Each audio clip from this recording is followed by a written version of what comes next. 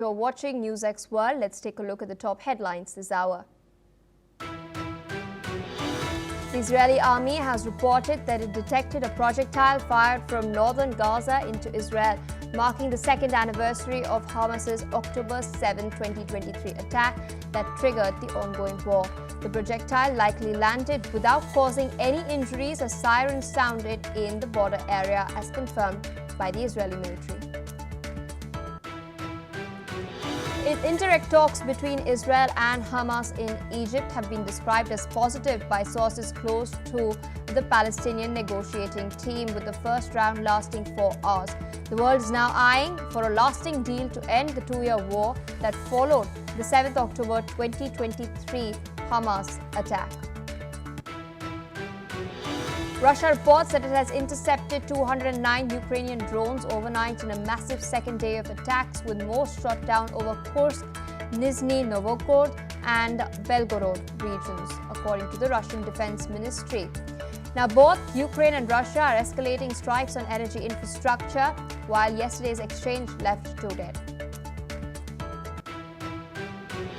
France's outgoing Prime Minister Sébastien Lecornu begins last-ditch talks to save his cabinet after resigning on Monday following rejection by allies and opponents. President Emmanuel Macron has tasked him with rallying cross-party support amid a fractured parliament. India's air safety regulator has requested details from Boeing following an emergency power system glitch on an Air India 787 Dreamliner during final approach from India to Birmingham. This incident comes months after the deadly July crash of a Boeing 787 that killed more than 260 people. The International Criminal Court has convicted Darfur militia leader known as Ali Kushab on 27 counts of war crimes and crimes against humanity, including rape and murder, marking the ICC's first conviction for atrocities. The ICC has also issued a warrant for Sudan's former President Omar Bashir. Canadian Prime Minister Mark Carney is travelling to Washington for a second visit this year to restart stalled trade talks with US President Donald Trump, with Canada being the only G7 nation yet to secure a trade deal this year, as Carney now faces pressure domestically to do so. A ceasefire has been reached in Aleppo between the Syrian government forces and Kurdish units after deadly clashes killed at least one security officer and a civilian.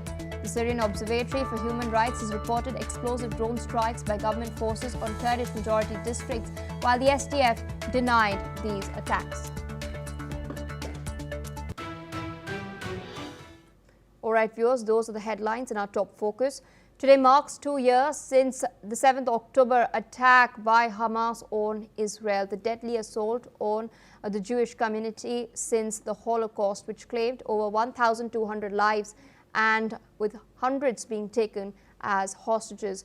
World leaders have condemned the violence by Hamas. UK Prime Minister Keir Starmer and Australian Prime Minister Anthony Albanese reaffirmed efforts to secure hostage releases and support a two-state solution. Spanish Prime Minister Pedro Sanchez called for an end to the humanitarian crisis in Gaza, while former German Chancellor Olaf Scholz highlighted the ongoing suffering in the Palestinian enclave. The UN Secretary General Antonio Guterres and other European leaders stressed on an immediate ceasefire and unconditional release of hostages. As the world marks this grim anniversary, the focus remains on justice, peace and protecting civilians caught in the crossfire. With us on the broadcast is Mr. Ross Feingold, political analyst, joining us from Taipei. Thank you so much for taking our time and speaking to us on NewsX World.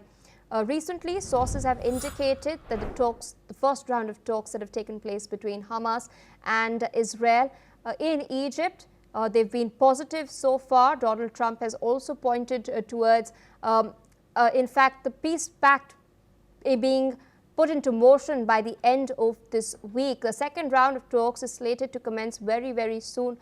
In your assessment, how realistic is the goal of securing a hostage prisoner release by the end of this week?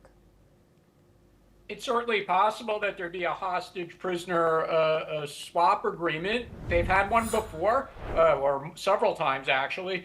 So that's certainly within the realm of possibility. What we don't know is whether or not President Trump's 20-point peace plan could actually be agreed to and implemented, because there's an important issue that the parties remain far apart on, and that's Hamas giving up its weapons and having no future role in the governance of the Gaza Strip. And from the statements made by Hamas, they're not willing to do that. And if they're not willing to give up their weapons, which is basically a full surrender, then Israel is going to continue to fight the war until the very last Hamas fighter is killed or captured. That's just the reality. And Hamas needs to deal with that, because if Hamas is not willing to confront that reality and they want to continue fighting, unfortunately, more civilians are going to die. And speaking of Hamas, they've remained mum so far on any demand of disarmament. They are not inclined to do so. Apart from this, they've also not said anything about Trump's proposed International Board of Peace to oversee post-war reconstruction. They have supported a future technocratic Palestinian leadership. However, they've said that they do so after national consensus. We don't have any clarity as to what that means. So do you think all of this could emerge as sticking points in the negotiations down the line? Certainly, it's a sticking point. Hamas has to give up. They have to surrender and they have to go away. And if they're not willing to do that, the war is going to continue. But the consensus of the other stakeholders, whether that's Israel, the United States, Egypt, the Gulf states, which will probably provide a lot of financial assistance to rebuild Gaza, the consensus is no role for Hamas. And it's only Hamas who's insisting that they still want to have some kind of role. And that's completely unrealistic and only prolonging the war. They started the war, they're going to lose the war. They need to confront that reality and surrender as soon as possible. All right, sir, I request you to stay on with us. We're tracking some further updates coming in from the Middle East. Israeli forces deployed in the West Bank city of Al-Bireh. You can see those visuals on your screen. This comes as Israel is marking the second anniversary of the October 7th terrorist attack that took place in 2023. This deployment comes amid heightened security measures across the region, with tensions remaining high 2 years into the conflict. Still with us on the broadcast is Mr. Ross Feingold. Security has been tightened across West Bank. Earlier, we'd seen Donald Trump give a very firm statement. He's in fact discouraged Netanyahu from going and annexing the entire region of West Bank. What do you make of US's posture, the firm posture that Donald Trump has adopted? Is this done in order to sort of, reduce the fears that the Gulf Arab states have had about Israel ever since the strike in Doha? We have to be very careful here with regard to analyzing what President Trump meant or what the policy of the Trump administration here is. It's clear that President Trump has said he opposes Israel's annexation of the West Bank, but what President Trump has been less clear about, and Israel is proceeding with, is the expansion of existing settlements or even the building of new settlements. So there is some nuance there in what the United States position is. So Trump says openly he's opposed to annexation, but he hasn't openly said that he opposes settlement expansion. And we see that the Israeli government is continuing to do that. Of course, the Gulf states are unhappy about this, and some of them are willing to have closer relations with Israel or even enter into diplomatic relations, the big one being Saudi Arabia, and whether they would be willing to do that. But ultimately, unless the Israeli government is willing to agree to a pathway for an independent Palestinian state in the West Bank and Gaza, then there's only going to be limited cooperation between Arab countries and Israel. And there's not much the Trump administration could do that. Israel is a democratic country. The voters elect the government. And for now, they've elected conservative governments that are just absolutely against any kind of pathway for an independent Palestinian country. Indeed. And sir, speaking of Palestine, what sort of challenges do you foresee in reconciling the different Palestinian factions, especially Hamas and the Palestinian authorities, within the framework of Donald Trump's peace plan? The possibility of Hamas participating in Palestinian governance in the future, whether that's in Gaza or the West Bank, is basically zero. Israel will simply not stand for it. It has the support of the United States in this regard. The Gulf states, frankly, they're no friends to Hamas, even though countries like Qatar may allow Hamas officials to live there. But they don't want Hamas to be part of Palestinian governance going forward either.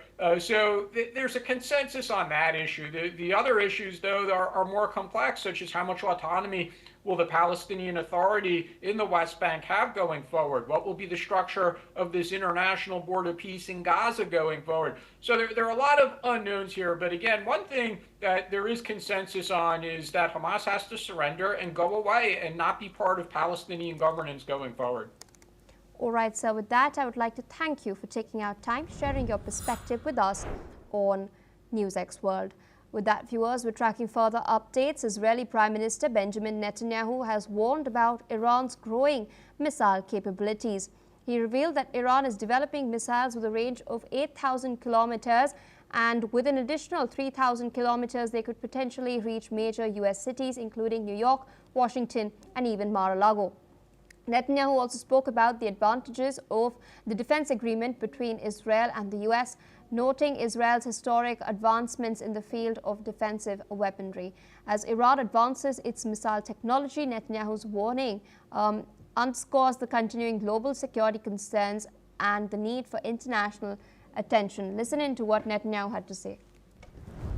Iran is developing now ballistic missiles that are intercontinental ballistic missiles for 8,000 kilometer range. What does that mean?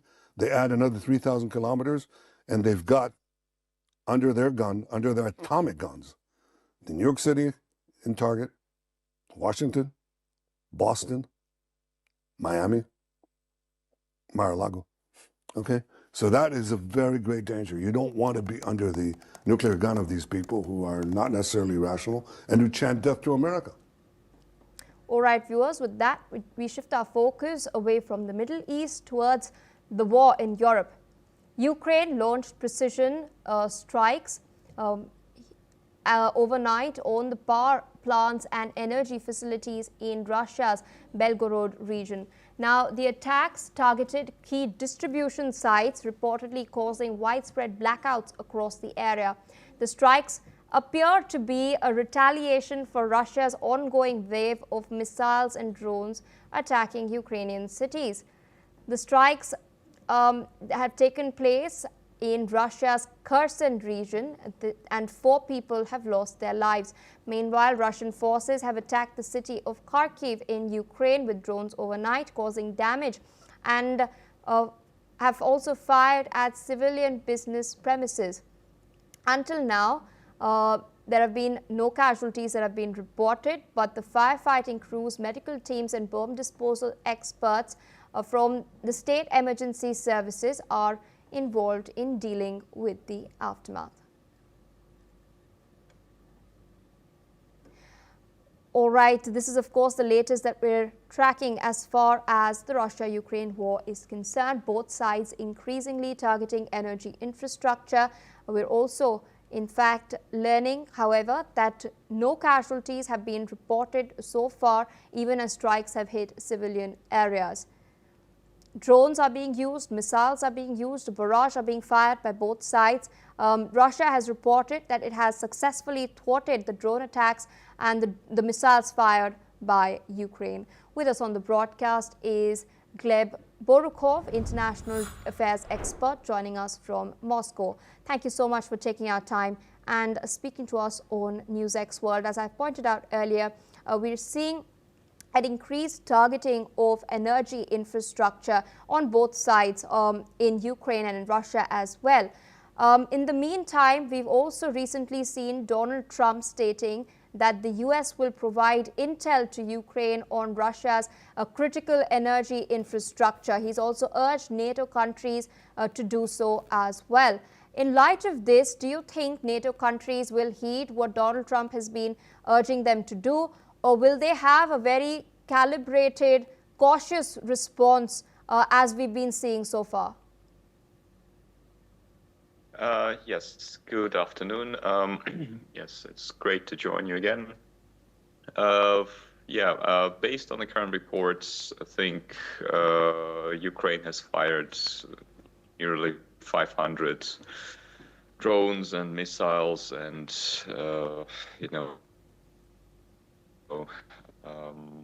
different types of attack gear onto Russia over the course of the last 24 hours. It's not a coincidence. Today, the president of Russia is celebrating his birthday. So that's, I guess, a so-called Ukrainian present for him. So definitely Russian military has had a very intensive night tonight.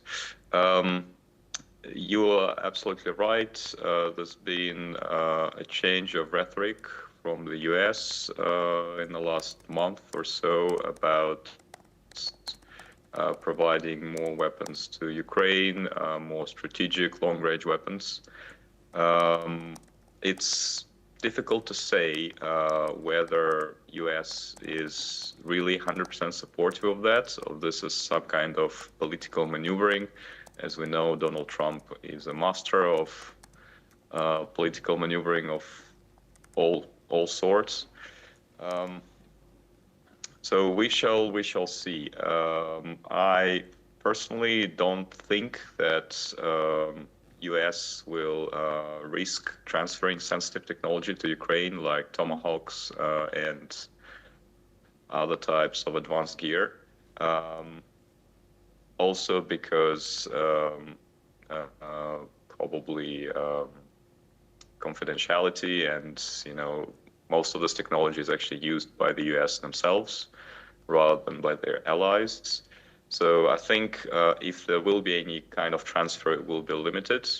And it will certainly have a very limited effect on the battlefield because Russian defenses have been standing up well so far, and I think over the last few years, Russian military has really perfected the ways and means of defending.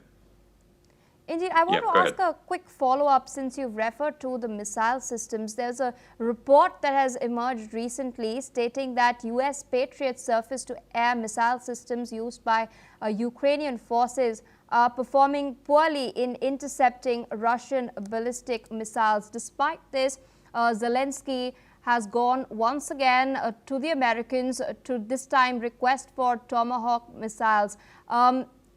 What advantage does then Zelensky have on the ground, considering this report has come out, because there's a lot of money that goes into purchasing these arms in the first place?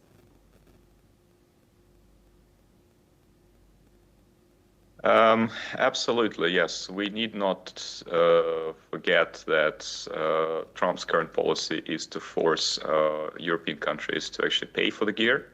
So it's quite a big change from Joe Biden's approach, where US was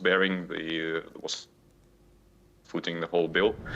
So Trump, being the businessman, he obviously wants to sell as much US gear as possible. I'm sure he is well supported by the military-industrial complex of the United States, because this is direct income for them. And obviously US doesn't have to spend a penny or a cent of their own budget. So I'm pretty sure they'll try to push as much gear down the throats of the NATO allies. One thing to note, though, is I think this gear is not the latest gear. So the fact that Patriot systems are underperforming in Ukraine is probably because these are toned-down versions. They're not the latest versions that the US has. I would not underestimate the US capabilities, but I think the stuff that Ukraine gets is pretty much obsolete and, previous obsolete versions of the equipment. Indeed, and sir, we've recently also seen France intercept a ship in the Atlantic. France claims that this is a part of Russia's shadow fleet. Meanwhile, we've also seen President Putin give a very stern warning against such endeavors by European nations to seize ships carrying Russian oil to global markets. We've seen NATO has also been very cautious, as I mentioned earlier, in its response to the drone incursions. It has launched Operation Eastern Sentry, but it's not really escalating on the front lines. However, could the war protract on the economic front, with Russia being targeted by Ukraine's European allies in the Baltic Sea? Yes, I've done some research into this French incident, or French case of seizing this vessel. Apparently, the French government has really overstepped the international maritime law. So I think they are, really walking on a very thin line of being legitimate or illegitimate as far as international law is concerned. I think this is probably some sort of provocation or trying to test the Russian limits in as much as possible. I honestly view this as a one-off incident because by taking such drastic measures, the European powers are risking undermining their global credibility. We need not forget that they not only engaged with Russia in terms of international trade. There is the whole world which is trading with the European Union. So if people see that European governments are overstepping international laws, maritime laws, then this will have a very detrimental effect. Exactly same thing with using Russian reserves to fund Ukraine. So this is overstepping international laws and regulations. So it's very risky waters. I think people are trying to test the limits, but I honestly hope that the rational logic will prevail, although there's been a lack of such thing within the European Union recently. All right, so I request you to stay on with us. We're tracking some other very crucial developments. Taliban Foreign Minister Amir Khan Muttaqi traveled to Russia earlier to participate in the 7th meeting of the Moscow format, a regional platform focused on Afghanistan's political and security situation. This will be the first time that a representative of the government of Afghanistan will participate in such a meeting, and Muttaqi is expected to address the instability in his country due to the perception of the West. The group had previously joined discussions as a guest participant. Russian media has reported that Muttaqi is expected to hold a meeting with Russian Foreign Minister Sergei Lavrov on the sidelines of this event. Listen in to what he said in his opening remarks. It gives me great pleasure to open the 7th session of the Moscow format consultations on Afghanistan. It is encouraging that this format has turned into a high-profile international platform that brings together key states of the region. We all, not in word but in deed, are interested in making Afghanistan an independent, united state that lives in peace and accord with its neighbors, that enjoys respect of the whole international community.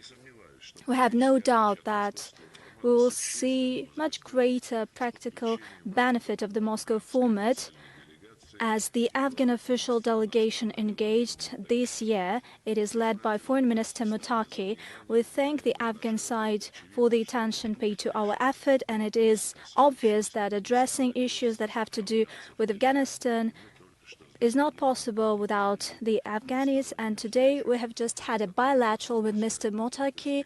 We have covered the prospects for the development of relations between Russia and Afghanistan, as well as the tasks that the regional states face, including within the Moscow format, in order to facilitate conditions for our common prosperity.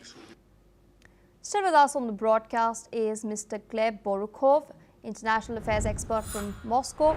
We've just heard what Sergei Lavrov has stated. He's in fact emphasized that the West should abandon confrontation, take responsibility for the reconstruction of Afghanistan and compensate for the damage done to the country's economy. This was his opening remarks at the 7th meeting of the Moscow format of consultations on Afghanistan. Do you think the West will heed what he is saying? Because so far Trump has been eyeing the Bagram air base, but nothing much has been said about the reconstruction of the country in itself. The US just left in a jiffy a couple of years back. Yes, Afghanistan has been one of the big issues cooking in the background, so to speak. Afghanistan traditionally has attracted a lot of international conflict because of its strategic geopolitical location on the crossroads between South Asia, India, Pakistan, China, Russia. British Empire has been very involved in the process as well, with a number of wars happening towards the late 19th century. Afghanistan, I think, has been touted as the graveyard of empires. This is where all big powers go to exercise their military strength, but they ultimately fail. I think it's been long overdue that Afghanistan has emerged as an independent power, not hers, but actually leading its own independent policy. And I think Taliban has been quite successful on that front. Obviously, we're not going to take into account all the human right aspects, which cannot be understood by the West, but is obviously part of the local Afghani culture. But generally, from what I've seen over the last 2 years, Afghanistan has engaged quite actively with Russia on formal and informal fronts. So what we're seeing right now is not something that's happened out of the blue. This is continuation of the gradual engagement process. Definitely Russia has its own strategic interest in the region, just like China, just like the US. So people are now trying to get back into the country, engaging with Taliban on all different fronts. I think ultimately it would be down to the wisdom or non-wisdom of Taliban rulers, Taliban governments, to see how it will re-engage with the rest of the world, because they definitely have an opportunity to build an independent policy, trying to balance and maneuver between the interests of large superpowers. It's a very hard task, so will largely depend upon how skillful and visionary their leadership is. But ultimately, unless they want to be torn by another conflict again, this is what they must do. They must follow their own independent path, looking after their own national interests. All right, sir. With that, I would like to thank you for taking out time, sharing your perspective with us. In the meantime, we're also learning that Lavrov has warned that any foreign military presence in Afghanistan could spark new conflicts, urging regional unity and opposing Western interference. This is the latest that we're tracking. With that, viewers, it's a wrap on this bulletin. More news and updates on the other side. Stay tuned on NewsX World.